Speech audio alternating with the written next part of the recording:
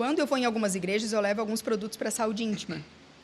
E várias pessoas vêm chorando, dizer, nossa, Gabi, eu faço sexo, chega a sair sangue. Eu nunca usei um lubrificante porque eu achei que era pecado.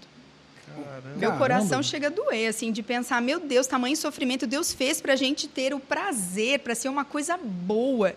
Você fazer chorando, não faz o menor sentido isso.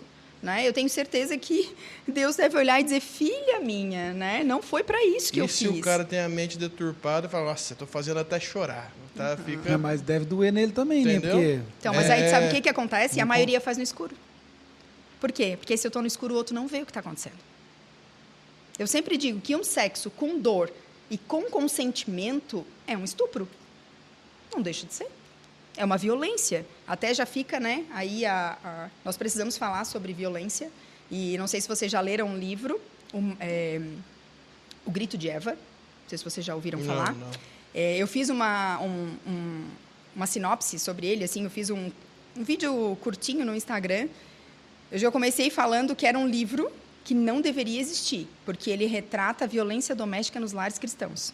Nossa. Então, assim, não era para existir um livro desse, né? Engraçado. A gente tem que entender que qualquer coisa que vá contra o que o outro quer fazer deixou de ser permissivo, né? Por exemplo, quando uma pessoa obriga a outra a fazer, como tem relatos lá, né, de cara que batia, enfim, que queria colocar coisas, né? É isso que eu quero que as pessoas reflitam, né? Quando alguém vem com uma proposta de querer colocar algo dentro de você que não seja o pênis e é o seu marido, de onde está vindo isso? Se Deus fez, né, o encaixe perfeito, é o pênis e a vagina. Nós temos aí, né, algo que não precisa, né, vir outras coisas.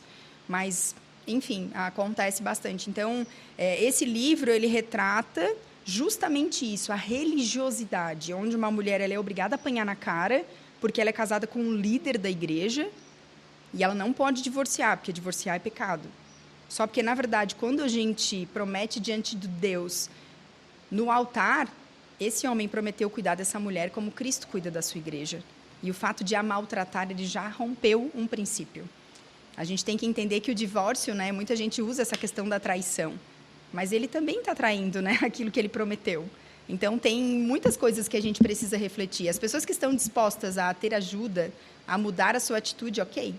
Mas e aquelas que não estão? Né? Ou você continua comigo assim, ou... Né? Então, é muito sério tudo isso. A gente tem que entender. E aí, voltamos nesse ponto, de que a sexualidade, como ela é tabu, como ela é um assunto difícil, as pessoas preferem se abster. Um congresso de mulheres, por exemplo, sem o tema sexualidade, para mim, ele não é completo, porque hoje, mais de 90% das mulheres não estão vivendo uma vida sexual ativa e são casadas. 90%? Meu Deus. 60% das mulheres em todo o mundo que mantêm uma vida sexual ativa de 100 não sentem nada, nunca tiveram prazer. Então, assim... Chegou a nunca sentir Nunca sentiu. Uma... Então, assim, se esses dados são tão altos, né?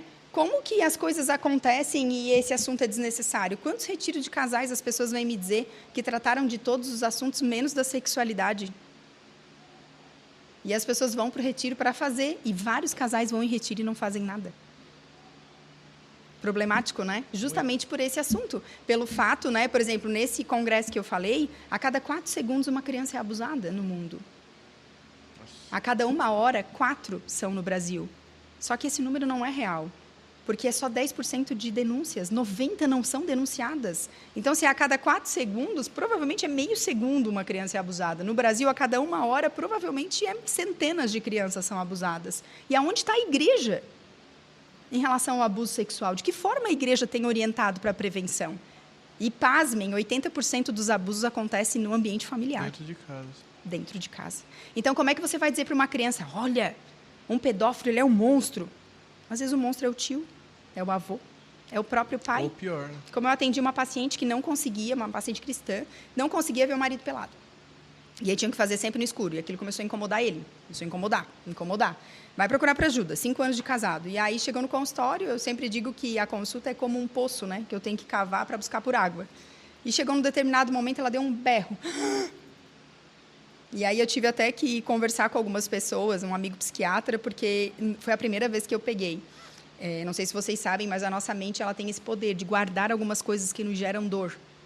Esconder. E aí, num determinado momento, num determinado gatilho, isso vem à tona. E foi o que aconteceu com ela. Ela lembrou dela com 4 anos, de roupinha de dormir, deitada, tinha um abajurzinho, e o pai entrava, se masturbava na frente dela e saía, porque na cabeça dele ela estava dormindo, mas ele se sentia excitado de vê-la com roupa de dormir. Meu Deus. Como eu peguei de uma paciente que não conseguia sentar no colo do marido e não sabia o porquê. Numa das consultas, ela lembrou que o avô pegava no colo, porque essa é uma das maiores estratégias dos pedófilos, pegar as crianças no colo, brincar de cavalinho, e nesse movimento o cara se excita. E ela lembrou de sentar no colo do vô e toda a vida tá aquele negócio duro. E aquilo gerava uma coisa muito ruim nela, e ela não conseguia sentar no colo do marido. E numa das consultas a gente descobriu que veio, né, devido a isso. A pedofilia, ela tá em todos os lugares. Esses dias eu vi uma história de um diácono que tinha sempre balinha. Sempre, assim, os pedófilos, eles são sempre muito solícitos. Uma criança quer ir no banheiro, deixa que eu levo. Ah, uma criança quer ir lá atrás pegar um negocinho, deixa que eu levo. Para pegar a confiança da criança. Foi descoberto que ele abusou de 34 crianças numa igreja. E que fique claro que o abuso não é só penetração. O abuso é penetração, o abuso é se alguém mostrou, se alguém pediu para ver, se alguém te tocou. Como uma história que eu contei no Instagram essa semana, de um avô.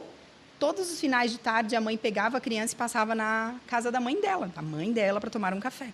E sempre que chegava, o pai dela dizia, vamos lá ver o sol, vamos lá ver a lua.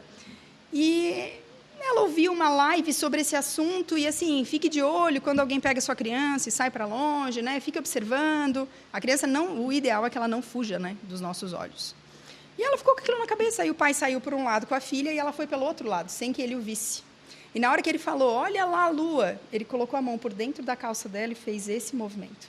E viu que ela se sentia incomodada. E aí, quanto mais incomodada ela ficava, mais alto ele falava, olha lá a lua. Porque o maior medo do abusador é que a criança grite. Porque, na verdade, as crianças que são alvo são crianças silenciosas. As crianças, na verdade, elas são silenciadas, se a gente parar para refletir, né? Quando uma criança chega num ambiente, por exemplo, e desde que eu comecei, eu sou enfermeira obstetra, eu sou sexóloga, sou terapeuta sexual e estou terminando agora uma certificação para ser educadora sexual, emocional e de prevenção ao abuso sexual infantil. E quando eu comecei essa formação, eu vou terminar agora esse mês, eu comecei a ter um outro olhar. Por exemplo, quando você chega num ambiente com uma criança, da família, vai lá dar um beijo no seu avô. Ah, que menina mal educada. Você, como adulto, você sai beijando as pessoas? Às vezes você chega na casa da sua mãe e você sempre dá beijo? Por que a gente tem que obrigar as crianças a fazerem determinadas coisas? E aí, quando você obriga, se você não respeita o não da criança, como que ela vai dizer não para alguém que quer tocar suas partes íntimas? Imagina a confusão na cabeça da criança. Eu não posso dizer não para minha mãe de não beijar um adulto, mas na hora que alguém pede para fazer alguma coisa, eu tenho que dizer não. Na verdade, as crianças são silenciadas, né? Então, assim, essa questão da educação sexual dentro do ambiente da igreja, nós temos que educar. Educar os pais, educar os líderes. Então,